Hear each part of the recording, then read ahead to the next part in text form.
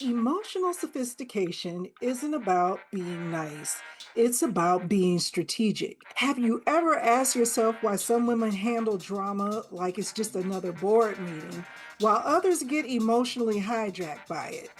The same crisis happened, yet one woman takes charge with calmness and with authority, and the other crumbles under pressure. What's the difference between them?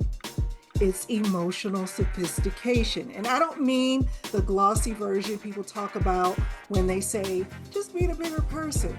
No, not that. I'm talking about the kind of emotional maturity that comes from self awareness, self respect, and not letting temporary emotions make permanent decisions for your life. If you're new here, I'm Davina Dandridge, author of Brains and Baubles Do What Works for You, and the creator of the Emotional Sophistication Map and the Self Gut Check Method. This is Brains and Baubles Live, where women come to think clearly, lead emotionally, and refine the way they move through the world. And before we go any further, let me be clear, I'm not a therapist. I'm a woman who has had to manage her emotions in boardrooms, in living rooms, and in moments that made me question everything I thought about confidence. I've had seasons where I looked like I was thriving, but I was actually just performing peace. I was faking it. Have you ever been there? I'm sure you have. You look fine, your voice sounds fine, but inside your emotions are all over the place all the time. That's the moment emotional sophistication becomes essential and not optional. See, confidence without emotional maturity is just performance, like I used to do. It looks good from the outside, but it doesn't hold up under pressure. This is the part that people rarely talk about. It's when women start evolving, when we start growing emotionally and spiritually and professionally, but our old coping skills, they don't keep up with our evolution. Our emotional reactions start to clash with the version of ourselves that we are becoming. You're still a triggered responder instead of evolving into an emotional planner. So, what does emotional maturity actually look like? It's not detachment from everything that gets on your nerves. It's not pretending nothing bothers you at all. It's knowing what bothers you and why it does, and deciding how you'll handle it with strategy. Let me give you an example. Years ago, I was working in corporate environment, and let me just say that it was politically charged. Meetings weren't about solutions, they were about power play. Everybody's trying to jockey for position. Okay. I remember one afternoon sitting in the conference room, feeling like I was talked all over and just dismissed. And I had a choice in that moment. I could react or I could respond. And what a reaction says is that you will not disrespect me. So I'm standing my ground. But what a response says is that, okay, I see what's happening, but I'm going to handle it on my terms. That was one of the times I realized emotional sophistication is about learning to regulate the impulse to defend yourself so you can protect peace instead. You might be saying, so how do I start to do that in real life? I mean, theory is fine. Here's how you start it. First thing you have to do is admit the truth. Emotional maturity starts with self awareness. You can't manage what you don't admit is already happening. When something frustrates you, don't rush to label it as somebody else's fault. Ask yourself, what does this reaction tell me about myself? If you're constantly triggered by being misunderstood, maybe you're explaining because you need validation. If you're angry every time someone disappoints you, maybe it's time to stop expecting honesty from people who've ever only shown you as a convenience. There's another truth. Emotional sophistication requires discipline. It's not about how you handle others, it's about how you manage yourself when no one is watching. You can be calm when your email gets ignored. You can be composed when your idea gets taken and repackaged by somebody else. Those are emotional leadership moments, and that's what confident women do. They lead with emotional intelligence before they take an action.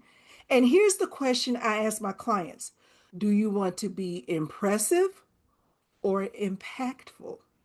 Because emotional maturity helps you shift from impressing people to influencing environments. I teach a framework that I call the Confident Woman's EQ Loop. 3 steps you can use anytime emotions start to run the show. So here's step one: observe before you own it. This is where you pause before claiming an emotion as an absolute truth. You say, okay, I feel disrespected, not you disrespected me. That one shift puts you back in control of the narrative. You have read the situation and how you feel. Step two, reframe the moment. Ask yourself, what story am I telling myself right now? Because 80% of emotional conflict isn't about the event itself, it's about your interpretation. Step three, regulate to recalibrate. That's where your breathing, prayer, and self gut check comes in. Ask yourself, if I act from this emotion, this one I'm feeling right in this moment, what will it cost me?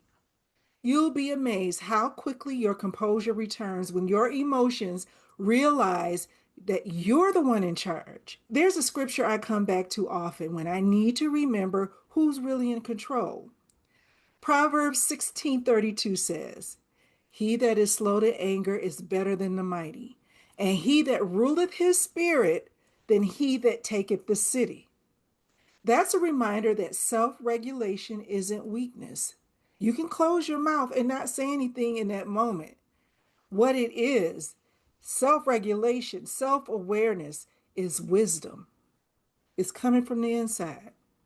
So let's talk about the question you're probably asking yourself right now: what if I wasn't raised with examples of emotional maturity? Most women have learned to survive, not to regulate. So that's understandable. We were praised for being strong, not self aware. But the truth is, emotional sophistication is a learned skill. And once you learn it, you don't unlearn it. You start identifying which emotions are helping you and which are holding you back from your future self. You stop explaining your boundaries and you start honoring your boundaries. You stop craving for peace from other people and you start creating the peace that you're looking for yourself. Because when you cultivate emotional sophistication, you stop living reactively and you start leading intentionally. So here's your assignment for the week. Before you respond to anything that frustrates you, take 30 seconds and ask yourself, what outcome do I really want? And what emotion is fighting against that outcome right now? You have to practice to understand your emotions. That moment of self awareness is the doorway to emotional empowerment. And that's where confident women thrive, not in control of other people, but in control of themselves. If you're ready to see exactly how your emotions are wired, take the Emotional Sophistication Map at davinadandridge.com. It'll show you where your triggers, your blind spots, and your patterns are quietly running the show. Then learn how to use the self gut check method to evaluate your emotions with strategy and not shame. Read Brains and Baubles, Do What Works for You. It's your next step. It's emotional strategy for women who want to lead with elegance, power, and peace. Because emotional maturity isn't about who you used to be, it's about who you're finally becoming.